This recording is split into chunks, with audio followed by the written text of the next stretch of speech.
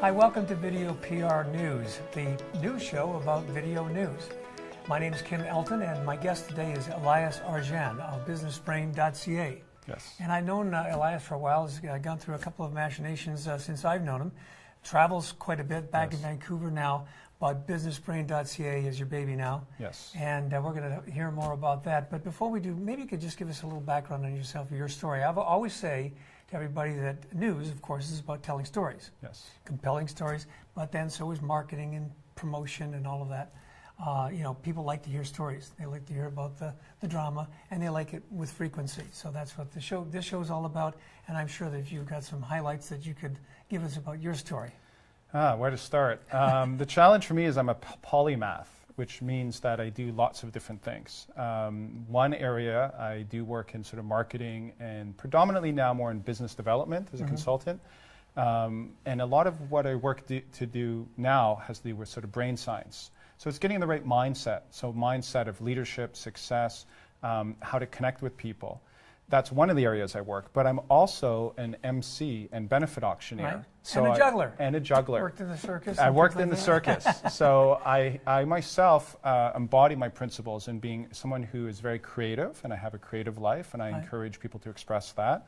And then at the same time, I also have a intellectual professional life.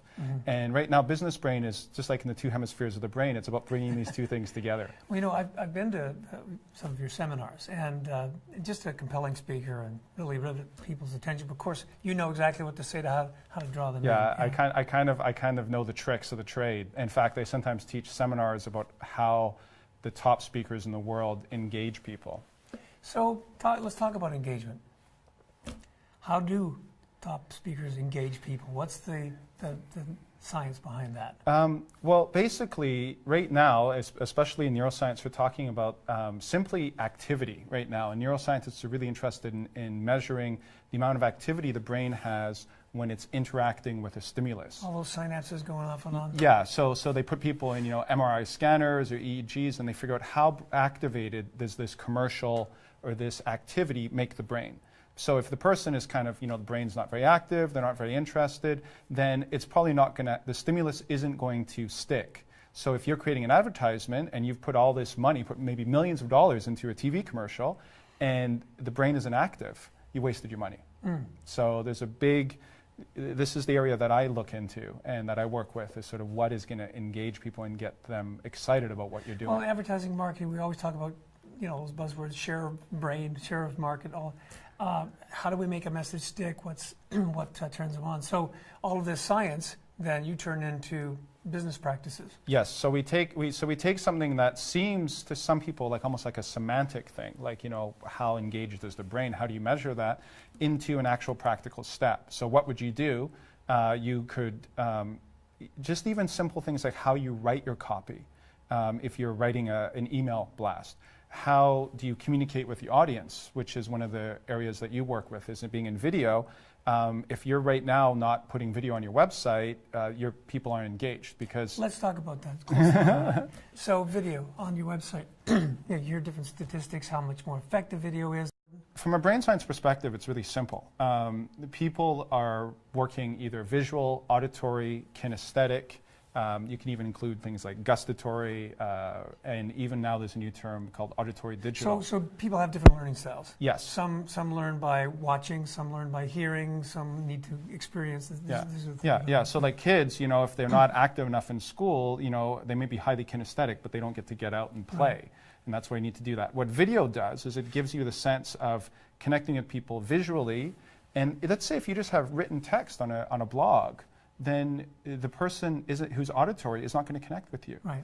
And although video itself isn't kinesthetic because you're not physically with a person, there is a sense of connection that comes through a video that simply isn't available by static pages. Whenever we're watching somebody engaging in an activity, the mirror neurons are firing in our brains as if it's happening to us. So this is why if you watch a movie, or like we watch like those fail videos, and you see a guy like go off a cliff and you go, ooh, that hurt. That's why you do that. Because you have mirror neurons and your brain is feeling that experience. Sort of an empathetic sense. Yeah, yeah. And that's one of the areas I talk about as well now, is about emotional intelligence and what's called EQ. because if you can, like you as a video interviewer have to have a good EQ if you're going to have a relationship with people on camera. If you're not able to do that, then you're not going to be successful. So this is one of the areas that's very important, is to be empathetic is actually quite a powerful tool in business. Well, and that plays into our hand as well, because that's what this is all about. And what we're doing with these VideoPR interviews really is to make the client look great, ask the right questions, make sure that it's clear, and when we engage that third person out there watching it, so that it's interesting and engaging and memorable. Right, and that's going to stick with people, and people are going to be interested and hopefully entertained, and hopefully you learned something new today. and that's sort of the purpose of why we even put content online, because right now there's so much out there. So really quickly, what are you up to these days? What's exciting, and anything to announce? I guess I am working on some new seminars, because I've been doing them over the last year. The seminars have sort of been evolving, and I've reached a point where what people want has become very clear to me. And so they want the neuroscience of marketing, but they also want techniques that they can actually apply in their life to take with them afterwards. So I've actually included things like learning how to be more mindfulness practices. Like, for example, everybody in business is so enamored with Steve Jobs. Well, a lot of people don't realize that he was a Zen Buddhist and that he practiced daily meditation, and he said one of the reasons he designed and he was so successful was because he was so mindfully aware of what he was doing and able to see through the world because of that practice. So mindfulness, actually is really popular. All the big brands are doing it now. Even Google and Facebook, they have people going in and teaching mindfulness trainings. And so this is something that I've started to offer, because if you are more aware, you're also more productive. I've been to the seminars, fabulous. So BusinessBrain.ca is the website. Elias Arjan, look him up. He's back in town, and things will never be the same. Hopefully in a good way. Thank you very much for coming by and talking with us. So, and thank you. And stay tuned. We'll be talking to lots more interesting people as we go along. Maybe not quite as interesting as Elias, but we'll have him back sometime. Thank you very much. And thank you. Thank you, Ken. Bye. Cheers.